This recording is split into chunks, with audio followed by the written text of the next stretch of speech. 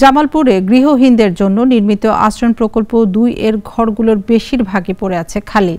জনশূন্য এলাকা হওয়ায় মিলছে না কাজের সুযোগ, ফলে আশ্রিতরা পড়েছেন চরম আর্থিক সংকটে। আবাসিক এলাকায় না হয়ে জনশূন্য স্থানে প্রকল্প হওয়ায় বাধ্য হয়ে ঘর ছাড়ছেন অনেকে। আব্দুল্লাহ আল নোমানের রিপোর্ট, জানাচ্ছেন মুনিয়া জুথি।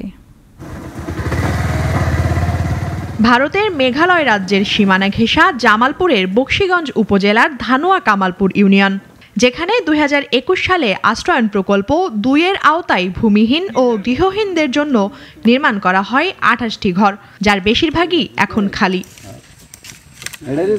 আশ্রয়নের চারপাশে ২ থেকে ৪ কিলোমিটার গভীর অরণ্য।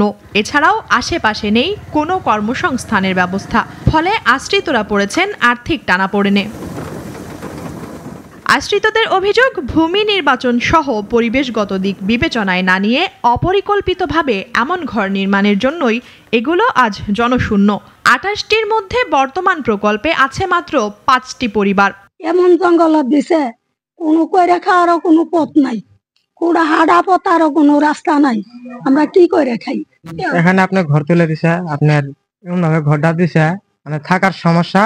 ২৮টা ঘর দিছে, ২৮টা ঘরের মধ্যে খালি 5টা পরিবার থাকে। উত্তরমইরা পাহাড় মধ্যে আঙ্গরে ঘর দিছে, আজ হলে সনসন করে, আজ তো আমরা ঘর থেকে পাইনে, আঙ্গর খুবই ভয় করে। উত্তরমইরা পাহাড় মনে করেন কর্ম করে খাওয়ার পথ নেই।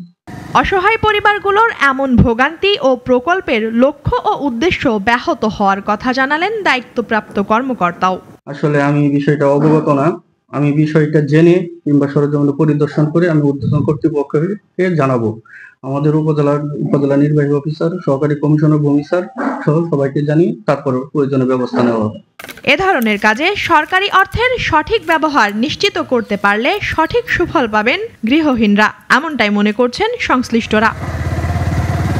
মুনিয়া জ্যোতি, নাগরিক। ২৫০টিরও বেশি ডিজাইন অপশন নিয়ে ওয়ালটন স্মার্ট ফ্রিজ, বোঝে আপনার প্রয়োজন।